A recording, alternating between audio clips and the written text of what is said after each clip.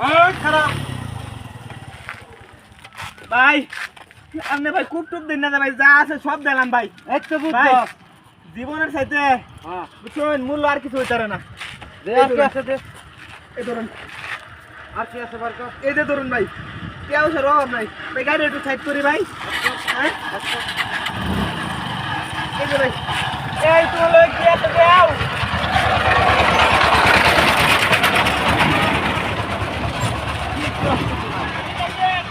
ভাই।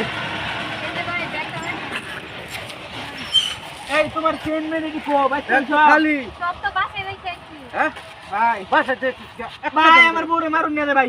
ভাই শুনুন আমি কি কই ভাই, হ্যাঁ তো বাসা থইছে। হ্যাঁ হ্যাঁ আমি কে লই গা। হ্যাঁ তুই যেন আইবে ফিরিয়া এটা গ্যারান্টি কি আল্লাহ ভাই কি কোন ভাই, হ্যাঁ ভাই আমার ধর্মের মধ্যে বেইমানি নাই গা, তারে থই দেয়াম। ও তো হয়ে যাবে হ্যাঁ। তার সমস্যা না সে যা এই বেবি তুমি থাকো, তোমার চেন মেন তো সুগে দিছিস নাকি?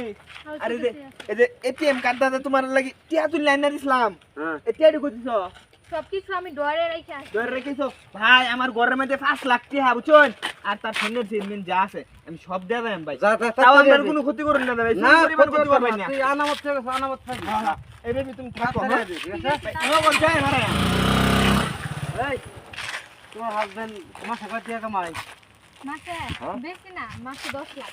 মাত্র মাসে 10 লাখ হ্যাঁ। আমি তো আরো বেশি কামাই দিনে কামাই 10 লাখ 5 লাখ ভাই আপনার ইনকাম কত? আমার প্রতিদিন 5 লাখ ও 10 লাখ ও কোনো গ্যারান্টি নাই 5 লাখ 10 লাখ? হ্যাঁ 1 ঘন্টা ঠেক দিলে এর মাসে 15 লাখ টাকা লাগে ভাই আপনার বউ আছে? বউ তো আগে একটা আসিনি যে এটা করে দেখতে গেছে গা ও, ভাই এক কাজ করেন তাহলে, কি? আমি না আমার জামাইয়ের ঘরে যাবো না, আমার আপনি রাইখা দেন।